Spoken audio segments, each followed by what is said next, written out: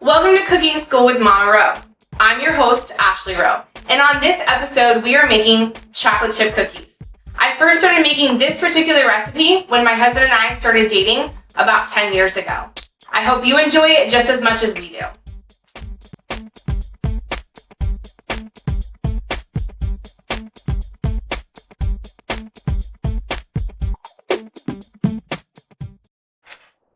For chocolate chip cookies, the ingredients and utensils you need are flour, cane sugar, brown sugar, vanilla, semi-sweet chocolate chips, salt, softened butter, baking soda, and an egg. The utensils or equipment are going to be dry measuring cups and a measuring spoon, your electric mixer bowl, and the paddle attachment. You will also need a ice cream scoop or a spoon, a rubber spatula, your cookie sheets, and wire cooling racks. We have added to our mixing bowl our butter, the 2 sugars, the vanilla, and the egg. We are going to mix this on medium speed until it is combined.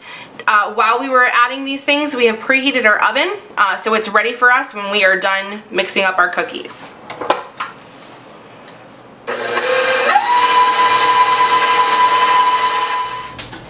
We have combined our butter, sugars, and egg with vanilla, and we're going to add in scoop by scoop our baking powder, baking soda, salt, and flours. So we're just going to scoop these in. It says to stir it. My mixer actually has a stir setting, so you only want to add a couple of scoops in at a time. I'm using a 1/4 cup. And then you're going to turn it on to a low speed, and you can add it as you go, just so it doesn't poof everywhere.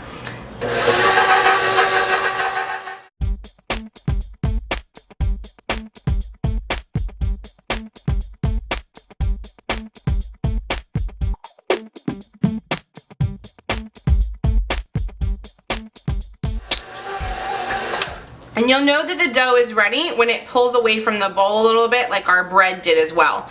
And then we're going to take this off of the mixer, and we're going to hand mix in our 2 cups or 12 ounces of chocolate chips. We have moved our paddle attachment from the dough. We are now going to use our rubber spatula. I have measured out 2 cups of chocolate chips or 12 ounces, whichever kind of bag you have. We'll go over that in Tip Talk. We're just going to pour these in and mix until most of the chocolate chips are evenly distributed through the dough. So you scrape the side of the bowl and just kind of press it in. Make sure your spatula stays together, because mine apparently needs some glue. And just kind of fold it in, because you're not really going to be able to stir it. This is called a folding motion, where you scoop and then press down kind of thing. So once you feel like all the chocolate chips are incorporated, then we move on to the next step of putting them on the pans. We are moving on to our cookie sheet and putting our dough onto the cookie sheet. I like to line my cookie sheet with parchment paper because it's easy cleanup. And it kind of helps them to not burn or stick to the pan, because if it sticks to the pan, you just pick up the parchment paper and throw it away. You don't have to worry about scraping the cookie off of it. I said in the video, in the utensil video, to use an ice cream scoop if you'd like. It keeps all of your cookies even amounts. But I also, for me, this is known as a drop cookie. So I like to use a soup spoon size, like tablespoon that you would use to eat soup with, just to drop the cookies onto the cooking tray, or the cookie sheet, I'm sorry. And just drop them on there. It's called a drop cookie for a reason, because it doesn't have to be uniform. It's not like a tea cookie. Tea cookies are going to be a little more uniformed. It's about a tablespoon supply of dough. And if you don't have a lot of chocolate chips or you don't see them, it's okay. They're all in there. One may be chocolatier than the other. And you're kind of just looking for a little bit uniform if you're not using the scoop, or just kind of however they fall. It doesn't have to be perfect because they are drop cookies for a reason. You're going to put them on your sheet about 2 inches apart.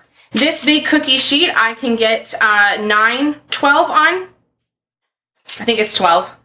So it's three across 4 rows, whatever that math is. And we're gonna put them in the oven for 10 to 12 minutes at 375 degrees or until you smell them. I'll go over that later. Our cookies have to be about 2 inches apart so that when they cook, they're gonna flatten out a little bit and they're gonna come together. To avoid them sticking together in the pan when they flatten out, you want them 2 inches apart like the recipe calls for. This cookie sheet is smaller than the other one I had. It actually fits inside that one. So I spaced them 2 and 2 and then 1 and 1 so that they're not next to each other, but you can still get a good amount on that pan as well. Now if you want, you can move these over to the side a little bit more, like so, and then put 2 across, but stagger them because you can't fit 3 across. So however it looks 2 inches apart and you feel comfortable, go ahead and load your pan up. We've taken our last batch of cookies out of the oven. We let them cook for 8 to 10 minutes or until you feel that they need to come out. Mine are golden brown a little bit, but they are not completely cooked through, which is what you want because you leave them on the pan for 1 to 2 minutes to let them cool before you put them on the wire rack. Leaving them on the pan helps them cook a little longer. When you take your spatula and you remove them from the pan, it may bend a little bit, which is okay because when they cool, they harden. We're going to remove all of these from the pan and let them cool down. And if you have one that you feel like, oh, that looks good, go ahead and take a taste. Thank you for joining us today on Cooking School with Mama Ro. On this episode, we made gooey chocolate chip cookies. Please enjoy, but be careful because they are dangerously addictive. Welcome to Tip Talk with Mama Ro. This is the part of the episode where we talk tips about the recipes we're making. For our chocolate chip cookies, you need to make sure that your brown sugar is packed in the cup. Because of the moisture that is in the brown sugar, it is easy to pack it in, fill it up again, and pack it some more to ensure that that is fully packed. There are recipes that just say brown sugar, but then there are recipes that say packed brown sugar, so make sure you pay attention to that. This one is a packed brown sugar. This recipe also requires softened butter. Now, if you need to, you can use a microwave to soften it. You can take a cup with hot water in it, pour the water out and put it over your butter if you don't have time to let it soften on the counter. Basically, you want it to be to a stage where you can hold the butter and it kind of moves under your fingers. You don't want it so soppy that it's like running out and oozing out of the packaging, but you don't want it so hard that it doesn't mush under your fingers. This ensures that your cookies will bake, when they bake, that they come out to a nice drop looking size. Chopped nuts. It doesn't say optional in this recipe, but please feel free to omit them. I don't like them, and there's some people who are allergic to them, and if you are one of those people like myself or have an allergy, please don't put them in the recipe. My mixer has a stir setting. If yours does not, just put it to the lowest setting, the number 1 or the stir setting. You can look at it, but just make sure it's the lowest setting so that when you turn it on, your flour doesn't poof everywhere and it's not over mixing your batter. I like to buy the big bag of chocolate chips. I actually leave 95% of the ingredients in my house for these chocolate chip cookies so that I can make them as I need for an event or just because I feel like making cookies because I enjoy making them and I love eating them. So I leave the ingredients in my house. I actually buy the big bag and I cut it and leave it in the house. If you are like me and have chocolate chips on hand, you may have a big bag as well. Just make sure that you measure out the 2 cups or 12 ounces, whichever is easiest for you.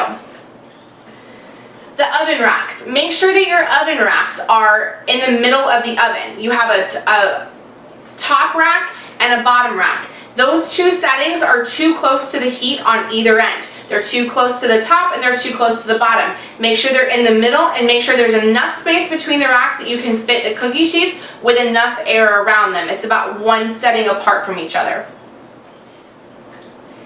Make sure your cookie sheets are cool. When you take your batch of cookies out of the oven, you're going to let them cool on the cookie sheet for 1 to 2 minutes. When you remove them from the cookie sheet, You need to make sure that that cookie sheet is cooled enough that you can touch it without burning your hand before you add the next batch of cookies to it. This makes sure that your butter does not melt before it gets into the oven. When you add your cookies to your cookie sheets, you may have to do one cookie sheet at a time. Move the cookie sheet that's prepped off to the side away from the oven as much as possible to make sure that the heat from the oven does not make your pan hot and cook your cookies before they're ready to go in the oven. Thank you for joining us on Tip Talk. We'll see you next time.